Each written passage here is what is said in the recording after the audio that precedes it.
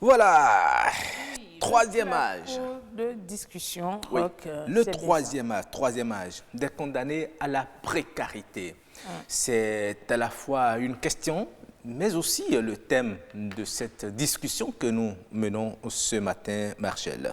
Exactement, et justement pour débattre, nous avons invité sur ce plateau Hamza Tidjani Maliki. Il est personne du troisième âge et membre de l'association Papito Mamita. Bonjour. Bonjour. Comment allez-vous? Bien, ça va. Ça va bien, comme on le dit, la forme. On rend grâce à Dieu. C'est ça. C'est pas facile de faire lever aussi matinal. Mais j'ai bien envie de dire que malgré sa position de personne du troisième âge, on dirait qu'il est encore plus en forme que vous. Ah bon? Ouais, c'est un Bon, constat. d'accord. Je n'ose pas affronter. C'est ça, c'est mieux pour toi. Et avec vous sur ce plateau, nous avons Karl Nassi Adjakidje, sociologue enseignant à l'Université nationale d'agriculture de Kétou. Bonjour, Bonjour, comment allez-vous? très bien, Merci d'être là aussi. c'est moi. Vous êtes une personne de deuxième âge. Je l'accepte volontiers. C'est ça. J'assure la transition alors. Oui, on taquine beaucoup sur ce Donc plateau. il y a des personnes du De premier âge. Je ne veux pas citer des noms. C'est comme l'un des messages que je lisais hier. Vous savez qu'il y a encore des personnes du quatrième âge? Ah oui? Bien oui. sûr, bien Et sûr. toujours sur cette terre ou... Non, non, non, Toujours non, sur sur cette cette terre. Ah, Oui. d'accord. En tout cas. Tout à l'heure, sûrement qu'on va en parler. Eh bien, au téléphone, Roch recevra Barthélémy Senou. Il est économiste enseignant à l'INEAM. Roch. Absolument. Nous aurons le plaisir de le recevoir au téléphone. Il va nous aider à voir un peu le côté économique de ces personnes du troisième âge. Qu'est-ce qu'elles peuvent apporter au développement? Comment peuvent-elles être financièrement indépendantes? Eh bien, nous allons justement voir cela. Alors, je ne sais pas s'il faut... Oui, je dois dire Pépé, n'est-ce pas? Absolument. Pépé Hamzat Maliki. Alors, vous êtes sur ce plateau. Qui appelle-t-on personne du troisième âge? Oui, on appelle personne de troisième âge quelqu'un qui a déjà au moins 60 ans. Bon, mais actuellement, on préfère, n'est-ce pas, à partir de 60 ans, dire personne âgée, pour ne pas faire de distinction, parce qu'à partir de 115, il y a le quatrième, etc. D'accord. Quatrième âge, etc. Donc, on préfère, n'est-ce pas, dire personne âgée Personne à partir de 60 ans. Les personnes âgées, c'est vrai que vous avez marqué une délimitation. Personnes âgées, beaucoup pensent que lorsque vous devenez déjà grand-père ou bien grand-mère, vous êtes déjà dans la catégorie des personnes âgées. Est-ce qu'on peut les considérer aussi ainsi? Déjà, à 50 ans, je peux être mémé. Bon, être mémé, c'est une appellation, C'est une- mais personne de troisième âge ou personne âgée, c'est à partir d'un certain âge. D'accord. Alors, comment vivez-vous cette tranche d'âge de vie? Oui, ce n'est pas toujours facile parce que, étant donné que bon, vous n'êtes plus en activité, généralement, à cet âge, on n'est plus en activité. Et quand on n'est plus en activité, vous voyez, bon, les cellules de l'organisme ne répondent plus. Bon, et même, il y a une boutade en Gon, puisque moi, je suis un peu... Oui. Je suis Yoruba, un peu chose là. Et Bon, qui dit on dit, bon, Agbasa Agoudoyi. Donc, ça veut dire que bon, l'organisme Est en train de reculer. reculer. Oui, Est-ce que vous voyez? Bon, donc, L'organisme recule l'organisme ne toujours. répond plus. Normalement, bon, la démarche, bon, c'est titubant et c'est calculé. Vous voyez? Bon, donc, en ce moment, on voit que... Bon, et comme l'organisme ne répond plus tellement, les cellules de l'organisme commencent, les fonctions ne sont plus les mêmes, etc. Ça régresse. Bon, c'est là qu'il y a installation des maladies chroniques que nous appelons diabète, insuffisance rénale, hypertension, etc. Bon, Prostate, etc. Voilà. Alors, Donc, c'est pénible pour vous de vivre cette période? Oui, c'est ou bien- pénible parce que déjà, quand vous n'avez pas les moyens d'aller vous faire soigner ou bien bon, avoir une alimentation, n'est-ce pas, saine et équilibrée, bon, vous voyez, activité, exercice physique adapté et à votre âge, à vos conditions, bon, vous voyez. C'est difficile. Alors, docteur Nassi, voilà, Karl Nassi Adjakidje, du point de vue sociologue, bien sociologie, je vais dire, notre PP disait tout à l'heure que les personnes du troisième âge, c'est à partir de 60 ans. Du point de vue sociologique, la personne du troisième âge, comment est-ce qu'on peut le définir? D'accord, merci. Je vous salue et je salue le professionnalisme dont vous faites montre sur cette émission qui conscientise vraiment beaucoup au niveau de la population. Merci. Je remercie aussi mon cher aîné, Pépé, je lui souhaite bonne fête. Merci. Parce que c'est aussi leur fête. Oui, c'est leur fête aujourd'hui. Voilà. C'est la journée de lutte contre la maltraitance des personnes du troisième âge. Exactement. Ouais. Donc, il faudrait qu'on puisse les célébrer parce qu'ils ont donné. Oui. Voilà. C'est le moment de recevoir. Exactement, exactement. Et vous voyez, il a commencé par ce que je vais appeler une définition chronologique.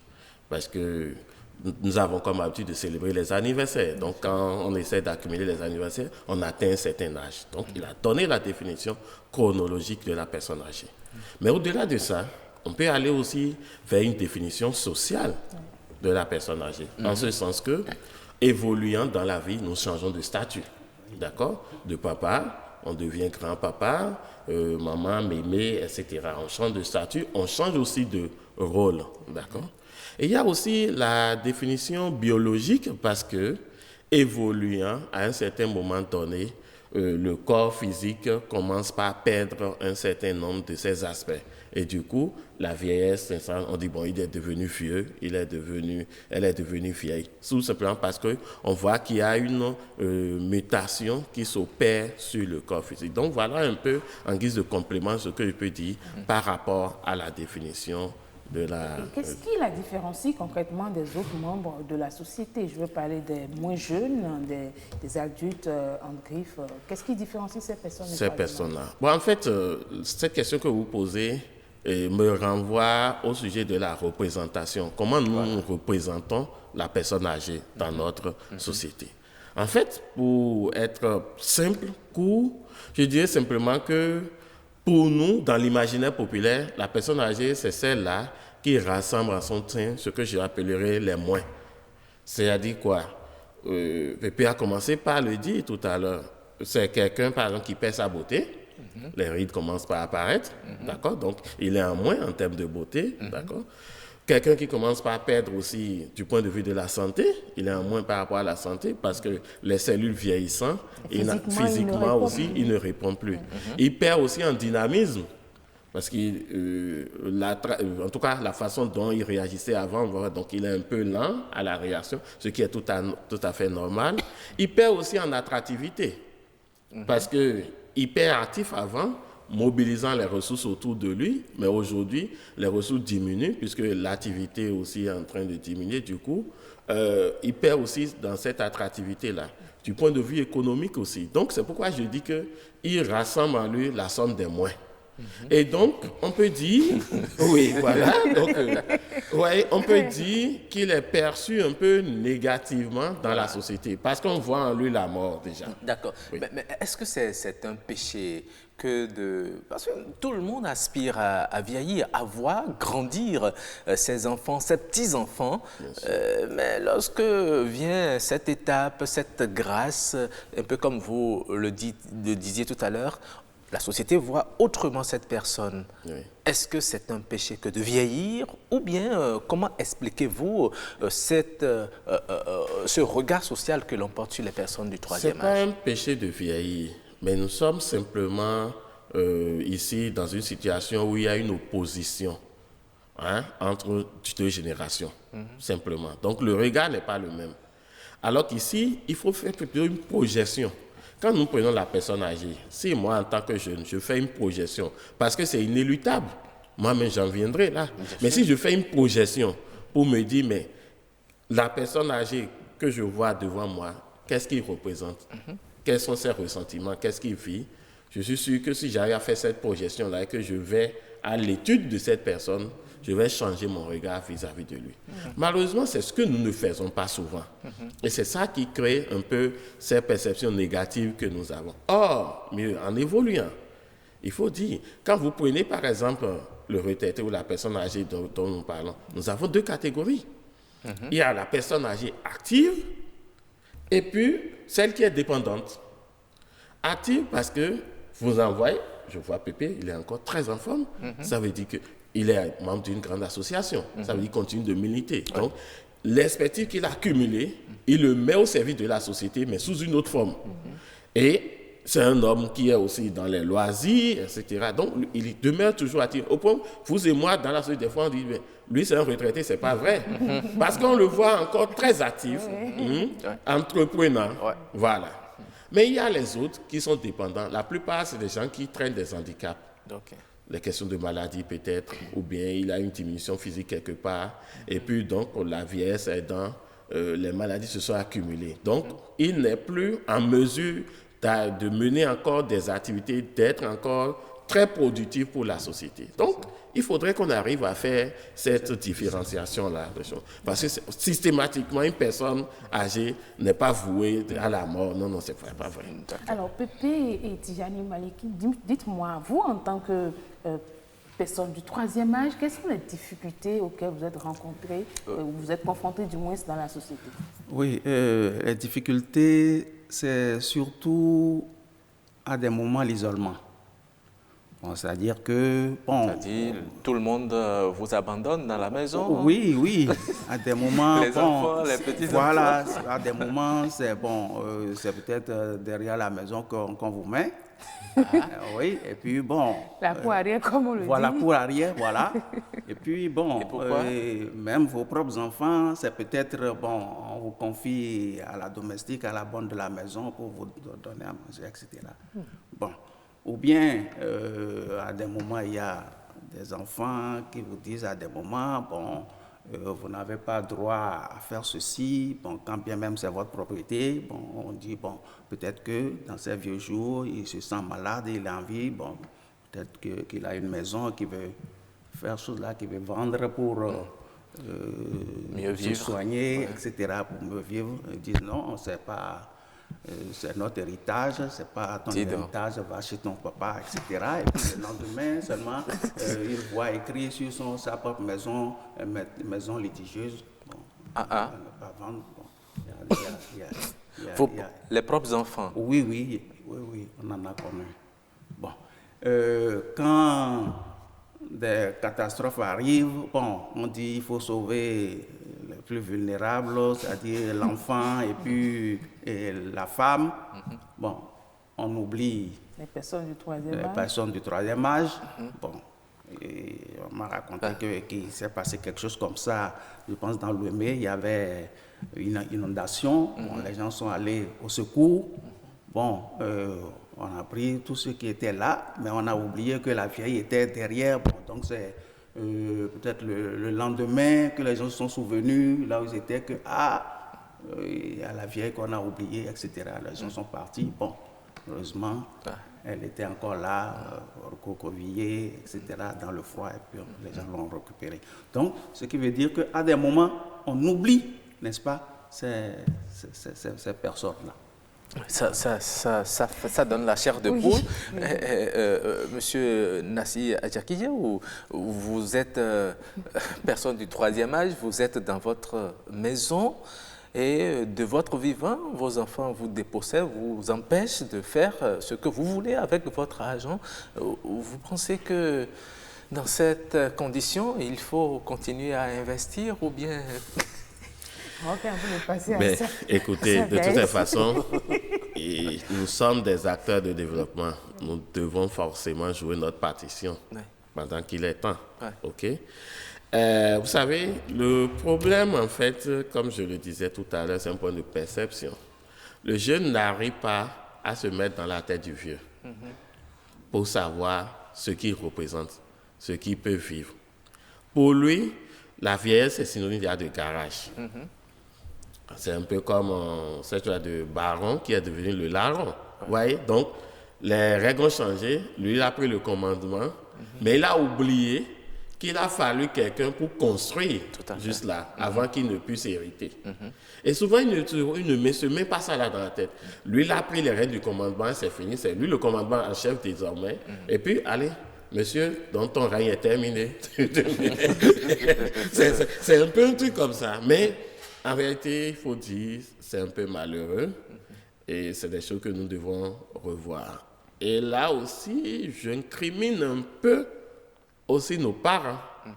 Parce que vous voyez, avec cette question aujourd'hui d'évolution, de modernité, où on essaie de marquer une distance entre le milieu rural, entre le village et la ville, etc., on marque aussi une différence du point de vue de l'éducation.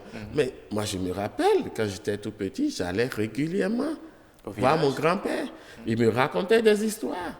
Les contes et autres que nous ne faisons plus aujourd'hui.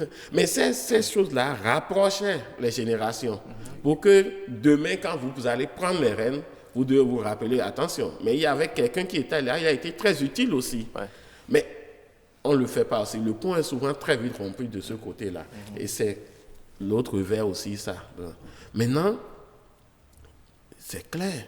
Nous, c'est vrai, je dis toujours une chose, il faut une société de tous les âges. Nul n'est de trop. Absolument. Mais est-ce que toutes les fois, les enfants ou les petits-enfants le font de mauvaises intentions? Il y a des grands-parents, des pépés qui parfois ont besoin qu'on les aide à mieux voir les choses. Parce que de leur point de vue, de personnes de troisième âge, ils ne comprennent pas les réalités que vivent également les enfants. Et ils ont tendance à être comme, excusez-moi, un peu chiants, comme on le dit. Donc il y a des enfants qui se disent, bon, il faut qu'on essaie de le canaliser, qu'on essaie de lui trouver, bien de le mettre quelque part pour le surveiller et tout ça. Est-ce que vous pensez que c'est de mauvaise foi que les enfants agissent? Bon, il faut étudier les choses cas par cas, d'accord? Mais généralement, ce que nous observons, c'est que il y a un regard négatif qu'on porte sur les personnes du troisième âge. Ça, il faut le dire. Maintenant, je pense qu'il faut essayer d'étudier un peu, de comprendre un peu les choses. C'est vrai que la vieillesse n'est pas synonyme de sagesse. C'est vrai aussi, à certains égards. Mais, dans la plupart des cas, reconnaissons quand même qu'il y a un travail qui a été fait avant nous et que nous avons hérité de quelque chose. Et donc, il faut cet accompagnement-là. D'accord? Parce qu'en toute chose, il y a toujours une solution. Discuter, essayer de mieux comprendre. Vous qui êtes là, par exemple, je suis sûr, si je vous pose des questions sur votre conjoint, vous allez pouvoir me dire, il est comme ceci, il est comme cela, il est comme cela. Il en va de même pour les personnes du troisième âge. Nous devons apprendre à connaître nos parents et savoir qu'en vieillissant, certaines choses peuvent ressurgir. Et donc, nous préparer pour faire face à ça et les accompagner surtout. Parce que c'est la question de vous voyez tout à l'heure, il a parlé de la question de l'isolement social, qui est un problème récurrent de plus en plus dans notre société. C'est crucial. Et c'est très crucial, ce qui n'est pas du tout bien. Alors que cet isolement, c'est ça qui amène, parce que finalement, ça les amène dans une situation de nullité. Je ne suis plus utile à qui que ce soit. Et il se retranche, il se replie. Il y a le repli sur lui-même, ce qui n'est pas bien. Alors que c'est une mine d'expérience. Très bien. C'est une mine d'expérience. Est-ce que nos concitoyens pensent la même chose? Yasmine Damata et Julie Singbo leur ont tendu leur micro. Eh bien, écoutons ce qu'ils pensent des personnes du troisième âge. J'ai pas eu de filles, j'ai eu que des garçons. Donc ils sont tous à l'étranger. Je me suis retrouvée seule. C'est pas facile, c'est pas évident. Je ne suis pas encore du troisième âge, je n'ai que 58 ans. Mais c'est pas facile à vivre. C'est pas seulement les moyens. Il faut l'assistance morale, appeler pour l'anniversaire, la fête des mères, tout ça. C'est pas seulement l'argent. Il faut l'attention des enfants. Il faut qu'on apprenne à nos enfants de nous aimer. De nous aimer autrement. Ce n'est pas seulement envoyer de l'argent aux parents. De nous aimer en nous appelant, en nous comprenant, en nous acceptant avec nos caprices, nos défauts, tout ça là. Il faut qu'ils nous assistent sur tout ça. Quand on est déjà en âge avancé, on devient bébé. On devient bébé et on n'a plus, je ne vais pas dire qu'on n'a pas tous les sens, mais on devient bon. On n'est plus actif, quoi. Donc, il faut aider. Parce qu'il y a certains jeunes, vraiment quand leurs parents prennent de l'âge, c'est fini, ils sont laissés pour compte. On cotise pour l'avenir. On cotise quand nous serons et nous ne serons pas en mesure de travailler, nous pourrons bénéficier de ces aides-là. Donc c'est des mesures que nous devons prendre dès le jeune âge, dès notre fonction sur le plan d'assurance et nous-mêmes, nos comportements vis-à-vis de notre santé. Il faut beaucoup faire le sport, nous entretenir pour pouvoir en bénéficier de ces tranches d'âge-là. Parce que personne ne demande à mourir vite. Le projet de vieillesse, c'est d'être heureux, hein? D'être heureux quelque part où les enfants aussi seront déjà heureux, grands là-bas, là, et ils viendront me rendre visite. Et puis, pas tous les jours, hein, ils viennent et puis on s'amuse un peu, les petits enfants, et puis ils s'en vont. Déjà qu'on est jeune, on a la force, il faut travailler à préparer ces moments de la vie, en réalisant, en mettant en place des activités qui pourront nous permettre de nous nourrir sans beaucoup exercer une force physique. Puis à l'âge là, la force disparaît un peu. Donc si tout est bien, je pense que certaines personnes vivent bien leur retraite, hein, parce qu'ils sont à l'aise, ils vivent bien dans leur maison, il y a l'argent qui vient par moment à partir des activités qu'ils ont déjà mises en place. La deuxième chose, c'est des gens qui ont besoin d'être visités de temps en temps, d'être accompagnés. Nous devons rendre visite, on ne doit pas les laisser. On ne doit pas voir parce qu'ils sont vieux ou bien ils sont vieilles, les oublier. Non, ce n'est pas une bonne chose. Vous savez, au Brésil, je ne sais pas comment ils se sont organisés. Même les vieux sont assurés. Ce n'est pas seulement dans la fonction publique, même les gens qui ont fait des fonctions libérales sont assurés. Donc la vieille de 90 ans peut aller se soigner. Elle a quelque chose, elle prend quelque chose à la fin du mois. Donc elle n'est pas à la charge des enfants. Donc vous voyez, c'est quelque chose. Elle a sa maison, sa petite voiture, elle peut se faire plaisir de temps en temps sans toujours faire appel aux enfants. Vous voyez, non, j'ai remarqué ça aussi, qu'on n'a pas cette chance-là au pays. Si Dieu me donne la force, je peux créer quelque chose avec laquelle je vais rester pour ne pas être ennuyé. Pour ne pas être ennuyé, l'autopathie, vous rentrez dans l'âge là, et votre salaire n'est plus... Vous n'avez plus de salaire, c'est la pension que vous avez en ce moment-là. Et pour celui qui n'est pas fonctionnaire, il n'a pas la pension. C'est-à-dire qu'il aura peut-être cotisé quelque part, qui va prendre pour se soigner et faire tout ce qui reste. Bon, si c'est une personne qui est un fonctionnaire et il prépare sa retraite, il y a l'assurance. Et assurance retraite par exemple. Et tu souscris et à la retraite, tu commences par jouer un peu. Voilà, nous avons entendu beaucoup de choses, hein, Pépé Hamzat, de tout ce que vous avez entendu. Qu'est-ce que vous pensez? On a dit que les personnes du troisième âge ont des caprices, elles deviennent comme des bébés. Eh bien, lorsque vous êtes fonctionnaire, vous avez désormais droit qu'à votre pension. Bref, de tout ce que vous avez entendu. Oui, et les personnes de troisième âge ont des caprices. Je pense que quand ces caprices se font sentir à ces moments-là, c'est que ces personnes ont besoin, n'est-ce pas, de plus d'attention, c'est-à-dire comme on dit... D'être dorlotés comme les voilà. bébés. Parce qu'à des moments, on voit des gens, des personnes âgées qui sont encore lucides, on veut décider d'eux sans même leur en parler. C'est-à-dire que c'est tout comme si on leur imposait. Bon, quand bien même c'est en leur faveur, à des moments, elles sont réticentes. Est-ce que vous voyez? Ou bien, vous dites, c'est ici que tu restes, quand les gens viennent me voir, il ne faut pas que tu arrives, etc. Bon, moi j'ai connu des gens à qui, à profit qui lui disaient ça, alors que elle était quelque part, la fille l'a amenée, mais après elle a dit non, je préfère retourner là où j'étais, c'est peut-être moi qui commande, malgré mon âge, etc. Je suis dans ma maison. Est-ce parce que l'enfant a désormais honte de son parent?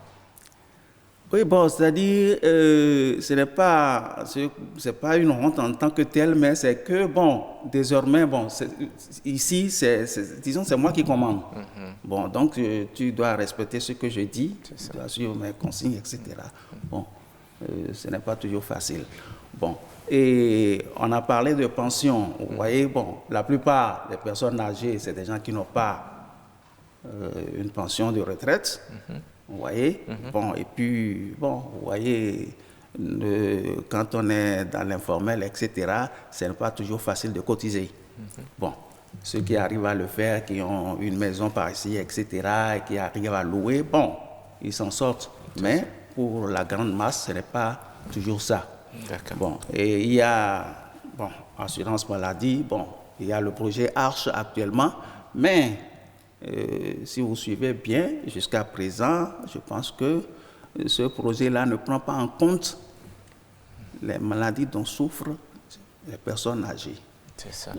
D'accord. Docteur Cal, il y a une dame qui, dans l'intervention tout à l'heure, dans la voix pop tout à l'heure, elle a dit qu'il faut éduquer dès à présent nos enfants à nous aimer et à prendre soin de nous. Est-ce que ça ne pose pas aussi un problème d'éducation d'aujourd'hui? Parce que si vous apprenez à vos enfants à vous aimer, ils auront de difficultés à être éloignés de vous. Est-ce que vous ne voyez pas le problème aussi sous ce angle-là? Oui, forcément, il y a une question d'éducation à la base, parce que le vivre ensemble nous impose aussi de pouvoir nous aimer, de pouvoir apprendre à nous connaître pour pouvoir mieux vivre. Et puis, les questions de solidarité aussi. Parce qu'on doit être solidaire des générations. Et donc, c'est forcément, il y a la question de l'éducation. Parce que si vous donnez une très bonne éducation à vos enfants et qu'il y a cet amour paternel, parce que nous sommes dans un principe de réciprocité. Oui. En réalité, c'est ça. Nous sommes dans un principe de réciprocité. Et mieux, quand vous prenez le code de la personne et de la famille, en son article 391, je pense, il est très clair là-dessus. Tout à fait. Le parent, aujourd'hui, étant en position de dominance, contribue à vos besoins et autres, mais en retour aussi, quand il sera en situation de vieillesse, vous avez l'obligation aussi. Si vous avez, c'est vrai il y a les questions de définition c'est-à-dire, on va voir si vous êtes à l'aise, vous pouvez supporter, mais il y a cette obligation d'abord morale. D'accord. Donc, est-ce que ça veut dire systématiquement que si mon papa ne prend pas soin de moi quand j'étais jeune, ça veut dire que dans ses moments de vieillesse, je dois aussi faire pareil, c'est-à-dire ne pas prendre soin? Non, pas du tout. Je ne parle pas de la réciprocité dans ce sens, mais je parle du principe. Un parent, c'est des engagements, c'est un devoir. Et donc, à l'étape de vieillesse, il faudrait que l'enfant puisse prendre la relève. C'est ce que j'essaie de dire. Et donc, ici, c'est que déjà aussi, c'est pas dit, il faudrait que le parent aussi sache que le capital social, il est très important. Parce que ce capital social qui est mobilisable, c'est lui qui tient les rênes. Et donc, il doit investir dans ses enfants pour pouvoir aussi en bénéficier demain. Absolument. Très important. Oui, c'est très Voilà. important. Si tout va bien, nous allons établir la liaison téléphonique avec notre économiste Barthélémy Senou qui est déjà en ligne. Bonjour, Monsieur Senou. Bonjour. Voilà.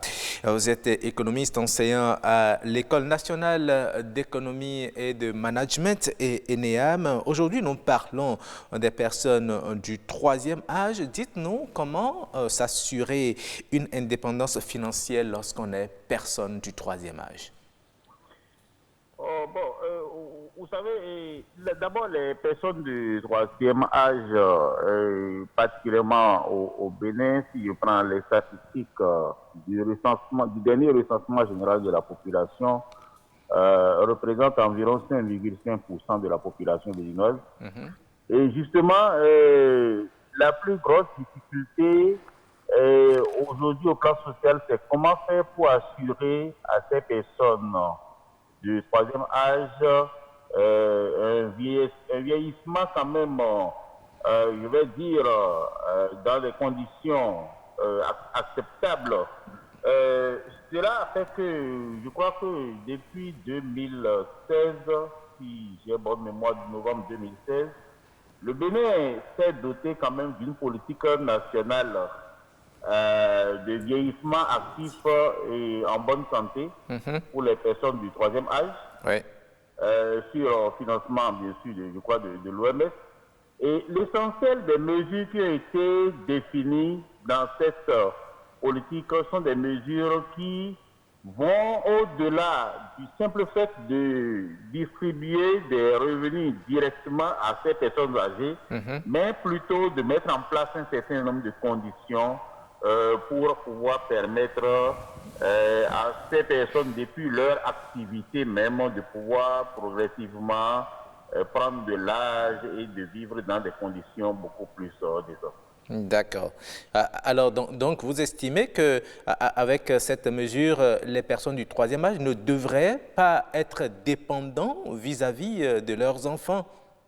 En principe, non. Et c'est justement je vais dire, l'innovation que le Bénin a quand même introduite depuis 2016. Hein, parce qu'il faut dire qu'avant 2016, ce qui se passait généralement, c'est que les personnes du troisième âge n'avaient que, je dirais, leur pension pour s'assurer un certain nombre de besoins qui, d'ailleurs, faut-il le souligner, au fur et à mesure que l'on prend de l'âge, il y a des besoins immuables qui apparaissent et qui demandent beaucoup plus de moyens pour pouvoir permettre une survie de ces personnes-là. D'accord.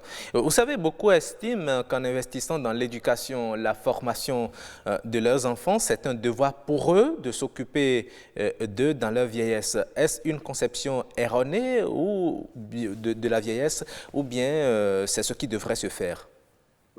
Moi, je pense que c'est une conception orthodoxe. Hein. C'est une conception orthodoxe aussi, étant donné que nous raisonnons beaucoup plus en termes de génération imbriquée, c'est vrai, mais il est important quand même que, contrairement à ce qui se passe, il est important de souligner que contrairement à ce qui se passe dans les pays occidentaux, vous savez, lorsque vous êtes une personne de troisième âge, vous prenez... Vous n'êtes plus vous n'avez plus à attendre beaucoup de vos progénitures, étant donné que si vous assurez leur formation, leur éducation, c'est pour qu'eux-mêmes puissent quand même se prendre plutôt en charge à leur âge adulte et vous laissez vous aussi le temps de pouvoir vivre du revenu que vous auriez épargné pour assurer vos vieux jours. Tout à fait. Donc, dans cette logique, moi je pense que c'est une conception vraiment orthodoxe qui consiste à dire que bon, il faut assurer la formation des enfants pour qu'ils vous prennent en charge dans votre vieillesse. C'est un avis personnel. Hein? D'accord. D'accord. Alors, dites-nous une dernière question pour vous laisser. Au troisième âge, que peut-on encore au développement socio-économique de son pays? Allô? Au troisième âge, que peut-on encore au développement socio-économique de son pays? Ben, vous savez, on dit généralement que un vieillard assis voit plus loin qu'un jeune homme debout. Tout à fait. Vous connaissez bien cet adage. Bien sûr. Et je pense personnellement que ce qu'on pourrait beaucoup plus tirer des personnes de troisième âge pendant leur vieillesse, c'est beaucoup plus l'expérience qui ne tarit jamais. Et malheureusement, en Afrique, nous sommes dans une conception philosophique où généralement, les écrits en termes culturels, en termes de connaissances, les informations en termes de connaissances, de sagesse, ne transparaissent pas généralement dans la littérature écrite. Et donc, il est important qu'on puisse quand même, de leur vivant, je parle de ces personnes de troisième âge, tirer l'essentiel d'eux en échangeant avec eux, en discutant avec eux, en les impliquant dans un certain nombre de forats, de discussions, parce que ce sont quand même des bibliothèques très vivantes. Un peu comme nous le faisons ce matin avec notre invité du troisième âge, Pépé Hamzat, sur ce plateau. Oh, je salue personnellement votre invité. Merci beaucoup. Il vous répond et vous remercie également. Merci beaucoup. Merci. Et très bonne journée à vous, Monsieur Barthélémy Seno. Merci beaucoup et très bonne semaine à tout le monde. Pareil à vous aussi. Alors, nous avons écouté un peu l'avis de notre économiste. Nous allons peut-être avoir une brève réaction et passer au message, à la lecture des messages, parce qu'il y a des citoyens qui nous suivent et qui ont également réagi par message. Pépé, vous avez écouté tout ce que l'économiste a dit? Oui, je le remercie au passage. Bon, c'est vrai. Chez nous, c'est que, bon, quand on investit sur l'enfant, c'est que, bon, de vos vieux jours, il faut que puisse vous retourner, n'est-ce pas, l'ascenseur, etc. C'est toujours ça. Et, bon, vous voyez, dans notre société, on est même gêné quand on n'arrive pas à subvenir, n'est-ce pas, aux besoins de ces enfants. Ouais. Bon, c'est vous qui les avez amenés au monde et puis vous les laissez, etc. Donc c'est pour que dans vos vieux jours, n'est-ce pas, et puisse, quand vous ne pouvez plus, qu'ils puissent, n'est-ce pas, vous venir en aide, etc. Bon, mais aujourd'hui, bon, nous avons encore nos enfants en charge. Avec la situation actuelle. Oui, des pépés qui ont encore leurs enfants oui, et leurs petits-enfants en charge. Vous voyez, c'est compliqué. Oui. Hein? Alors, docteur Karl, vous avez écouté l'économiste, il a dit qu'ils ont beaucoup encore à donner à la société, sur le plan économique aussi, sur le plan social. C'est bien cela? Bien sûr que oui, parce que la question du développement, ce n'est pas une question d'agilité, ce n'est pas une question de musculation, d'accord? Ce n'est pas une question de vitesse. Mais c'est plutôt une question de réflexion. C'est plutôt une question d'endurance. D'accord? Et donc, à partir, si on prend en compte ces aspects-là, les personnes les plus habilitées à nous accompagner, c'est bien sûr les personnes du troisième âge. Parce que l'avantage qu'on a à leur niveau, c'est quoi? Il y a l'expérience du vécu, hein? L'expérience de la pratique. Et donc, tout ceci réunit, comme on le dit, un vieillard s'il voit plus loin qu'un jeune debout. Ouais. Et donc, c'est plus facile. C'est un capital qui vous apporte déjà, sur lequel vous pouvez vous asseoir pour bondir. Et donc, ne pas l'exclure, au contraire, l'associer, puisque la société de tous les âges, c'est vers ça que nous devons aller aujourd'hui. Absolument. Et nous allons passer à la lecture des messages. Nous en avons beaucoup. Nous allons partir très rapidement. Commencer par le message de Andrea Bachiumba qui dit « Très beau sujet. Merci à vous. Les personnes du troisième âge constituent des personnes âgées, dignes de respect, dites sages, riches en expérience, même à revendre. En Afrique, en général, les personnes âgées représentent le symbole du patrimoine culturel, puis cultuel. Il n'en demeure pas moins au Bénin. Et Yves-Patrick Loco dit ceci. Nous ne les protégeons pas assez. Moi, ma mémé ne bouge pas de Boycon pour ses soins à Cotonou sans que moi ou un cousin n'aille la chercher. Au retour, on la dépose ou nous lui cherchons un taxi sûr qui la dépose à la maison en bordure de route. Ceux qui n'ont pas de personnes âgées, centenaires ou presque et qui possèdent toutes les facultés encore ont au fait de traiter les seniors de sorciers. J'ai été témoin de la bastonnade d'une vieille dame qui a commis le tort de se perdre alors qu'elle est venue chez son enfant à Godomé et voulait un peu découvrir le voisinage immédiat. Et il dit qu'il était prévu à Ouidah, sous le maire Badé, la construction d'un hôpital de gérontologie. Grogne et diverses manœuvres ont fait échouer le projet. Je sais qu'il y a désormais une maison de retraite dans le Mono qui a été construite par une association dirigée par le commissaire à la retraite André Tchekounou. Eh bien, Andrea Bachiumba qui revient et dit « Voyons, aujourd'hui, peu de jeunes respectent ces personnes vulnérables. Elles sont victimes de maltraitance, de violences verbales, physiques, psychologiques et économiques. Malheureusement, elles ne méritent pas ce traitement. Elles sont des personnes qui ont besoin d'être entourées de soins, d'affection, d'amour, compassion, de reconnaissance et protection de tout genre, car elles sont source de bénédictions, conseils, d'orientation. Le regard des personnes âgées sur l'éducation des jeunes change les donnes dans la communauté. Le recours à elles dans la société donne de la satisfaction à plus d'un titre. Leur contribution en jurisprudence en matière d'us et coutumes sur les plans historiques. D'ailleurs, n'a-t-on pas dit qu'un vieillard qui meurt est une bibliothèque qui brûle? Absolument. Et Madame Claire Ongan Aye-Mona qui écrit ceci: les personnes âgées ou personnes du troisième âge est une notion qui évolue dans le temps et dans l'espace en fonction de l'âge, de la retraite, du niveau de la vie et de l'espérance de vie. Aujourd'hui, on distingue même les personnes du quatrième âge. D'une manière générale, beaucoup de gens et d'institutions situent le troisième âge entre 60 et 75 ans et le quatrième âge au-delà de 75 ans. Selon qu'on soit du troisième ou du quatrième âge, les personnes auxquelles on est confronté ne sont les mêmes. Le regard porté sur la personne du troisième âge diffère aussi de celui porté sur celle du quatrième âge. Et elle ajoute ceci: dans tous les cas, vivre avec une personne âgée, particulièrement du quatrième âge, c'est une expérience, c'est une école avec des exigences que nous devons tous apprendre et transmettre à nos enfants. Les personnes âgées souffrent généralement de maladies malignes ou bénignes qui les affaiblissent physiquement ou mentalement. Mais parce qu'elles sont des personnes âgées, elles ne veulent pas être traitées en hommes diminués ou en incapables. Il faut donc avoir plus de temps à leur consacrer et de la patience pour les écouter, les comprendre et leur faire comprendre qu'elles sont toujours utiles et qu'on s'occupe d'elles. Sinon, on a tôt faire de les maltraiter ou de leur donner le sentiment d'être maltraitées.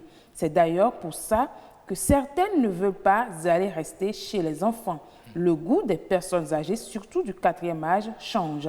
Elles n'ont plus d'appétit et ne veulent plus manger. Voilà. Et il y a Armel Agbobatinko qui a dit, qui a écrit ceci: un autre véritable problème qui se pose, c'est qu'elles n'acceptent souvent pas vivre avec leurs enfants. Et malheureusement, les gardes se font rares. Résultat, elles vivent seules. Ce sujet nous interpelle tous. Et elle ajoute la grande difficulté à laquelle les enfants sont confrontés. Je crois que les maisons d'assurance font des offres dans ce sens, mais une chose est d'avoir les moyens et une autre est de tomber sur une garde de bonne moralité en plus. Eh bien, Claire Ongan Aye-Mona revient et dit ceci: les parents sont un peu comme des jardiniers qui ne récoltent que les fruits des arbres plantés. Si vous avez été des parents responsables qui se sont occupés de vos enfants et investis dans leur éducation, en retour, les enfants ont l'obligation de s'occuper de vous dans votre vieillesse et généralement, les choses se passent relativement bien. Par contre, quand les enfants sont abandonnés à eux-mêmes, non scolarisés ou déscolarisés sans situation financière stable et se débrouillent pour vivre et survivre, il leur est difficile de s'occuper des parents avec lesquels ils n'ont jamais entretenu de lien étroit et affectif. Est-ce que le parent, c'est un droit pour le parent de s'attendre à ce que l'enfant s'occupe de lui? À cette question, elle répond et dit: c'est une obligation pour tout enfant de s'occuper de ses parents, et le père ou la mère qui est dans le besoin peut traduire son enfant devant le juge pour réclamer une pension alimentaire. Si les débats révèlent que l'enfant a les moyens mais manifeste de la mauvaise volonté, le juge peut le condamner à payer une pension alimentaire. L'obligation de la pension alimentaire entre parents et enfants est réciproque. Et elle ajoute, un peu comme le sociologue le disait sur le plateau, article 391 du Code des personnes et de la famille, l'obligation alimentaire résultant de la parenté est réciproque entre parents. Elle existe en ligne directe sans limitation de degré, en ligne collatérale. Elle est simplement morale. Et oui, un message de Amel Agbobatinko, sûrement le dernier pour revenir aux invités. Il dit: un autre véritable problème qui se pose, c'est qu'elles n'acceptent souvent pas vivre avec leurs enfants. Oui, déjà. Et malheureusement, vous avez lu? Oui, déjà. D'accord, je n'avais pas fait attention. Voilà. Merci beaucoup. Voilà, merci beaucoup. Et puis, nous disons merci à tous ceux et celles qui nous envoient des messages assez intéressants.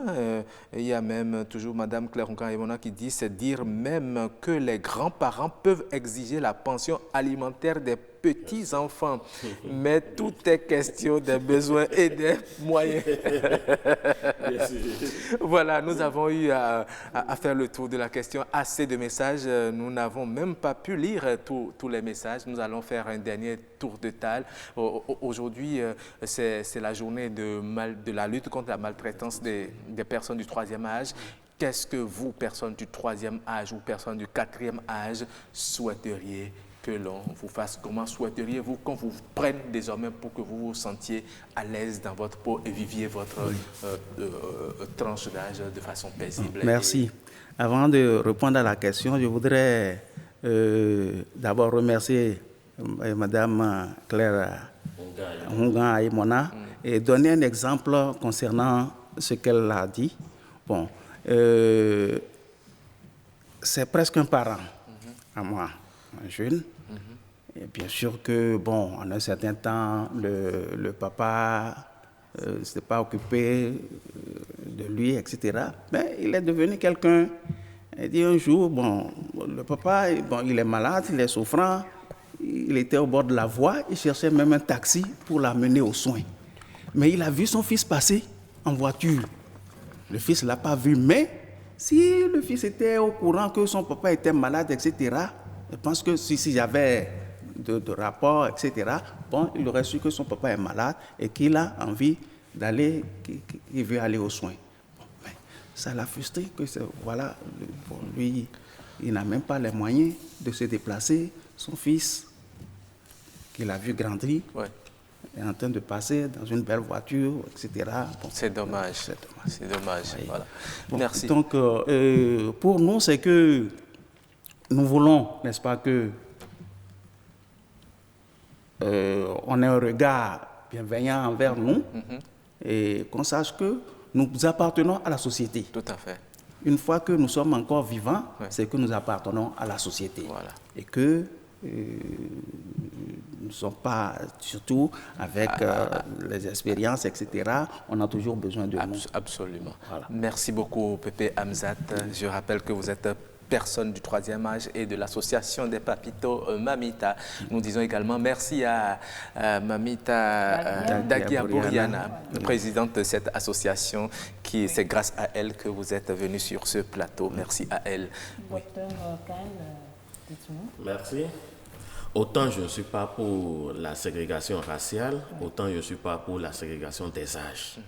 Je pense que c'est très important. Tout à fait. Deuxième chose, je voudrais dire aussi qu'il faut savoir mourir en quelqu'un pour vivre éternellement. C'est Sénèque qui l'a dit. Oui. Donc, sachons investir dans nos enfants pour pouvoir aussi en jouir plus tard. Absolument. Sachons bien éduquer nos enfants pour pouvoir en jouir aussi plus tard. Troisième chose, comme je l'ai dit, je me répète, nous sommes dans une société où tous les âges doivent se mettre ensemble pour son développement. Absolument. Nul ne sera vraiment de trop. Merci beaucoup. Et il faut ajouter que le 3e âge se prépare depuis la jeunesse également. Et aujourd'hui, puisque nous célébrons justement ces personnes du 3e âge, nous allons dire tout simplement bonne fête à vous. Ouais, bonne fête. Invitez-nous, nous voulons être de la partie. Puisque c'est là pour prouver que bon, c'est le 3e âge, c'est la journée contre la lutte contre la maltraitance, n'est-ce pas, des personnes de 3e âge. D'accord. Merci. Merci. Merci Pépé.